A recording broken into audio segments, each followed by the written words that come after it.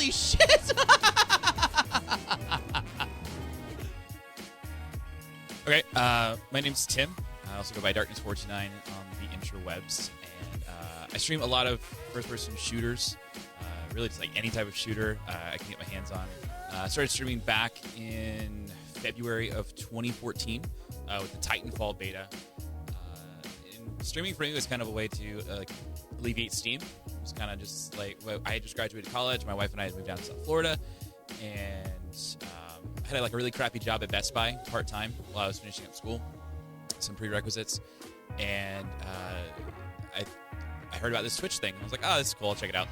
And I started streaming on there with Titanfall because it was a lot of fun, and everything started taking off and went full-time in October. I got partnered in April of 2014, and then went full-time in like October, November. I love entertaining people. When I was a kid, I always wanted to have like a radio show. I like the idea of like radio shows, like voiceovers, or, like voice acting, things like that. And I love video games. So like all those things kind of combined into what has kind of turned into this channel is having the ability to entertain people, knowing that I have the opportunity to make someone's day just a little bit better. I've had plenty of people tell me that, I keep them entertained while they're at work, or I've helped them get through a dark time, or like the community that we've created is just a really cool place for them to hang out because they don't really have people to hang out with, in real life. So they have this group of people to hang out with. So things like that really, help me continue going on. I mean, also the living this dream that is getting to play video games on the internet and things like that is definitely one part of it. But the other part of it is just knowing like those things is because of what I'm doing, which is really cool. Yeah, so like for me, I love multitasking. I love being able to look at a bunch of different things at the same time. So like I've got the game on the main monitor.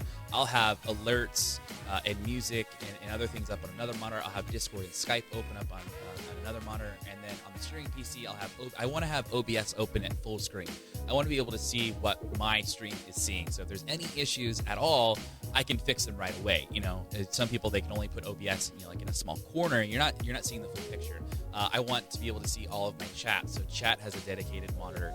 I have Twitter and a couple other things on another monitor. So for me, I feel like if I am going to give my all to my viewers, and I'm going to give them the best viewing experience possible, then I need to be able to work very easily. I need to have that very easy experience when it comes to streaming. So for me, having 3 monitors just wasn't enough. I needed to have as much as possible to fit as much as I could. So that's kind of like where it came from.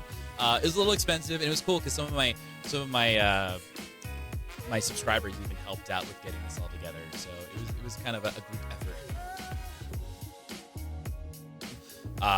But I think for people that are starting out trying to figure out how to go about, I think the best way is not like trying to go about via like Twitter or DM, but I think face-to-face conversations, and it really puts a face to that person, because I mean, you can talk to someone via email or via Twitter, but when you actually meet someone face-to-face, it really puts a lot more. I think it puts a lot more emotion behind what you're trying to get across. And I hate to put it this way, but you have to sell yourself.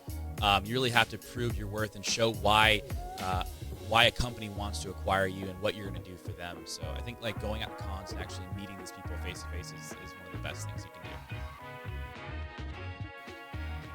So this is something that, I mean, like even I struggle with sometimes, and it's not to get frustrated.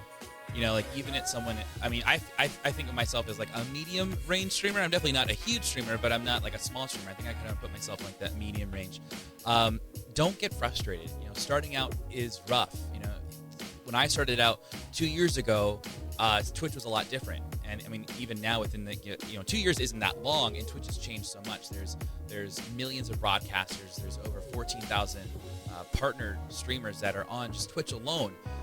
So my advice to someone who's brand new is when you turn on your stream for the first time and nobody tunes in, don't get frustrated. If this is something that you're really passionate about, something that you want to do, that you enjoy, don't give up. So go in with the mindset of you're just doing this for fun.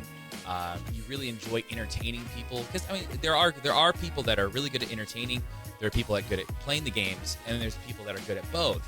And the guys that are really, really good at playing games that can't entertain and can't interact in chat, those are the pro players. Those are the guys that people just tune in just to watch. They're not trying to be a part of the community. They're not trying to do anything else other than just learn from them.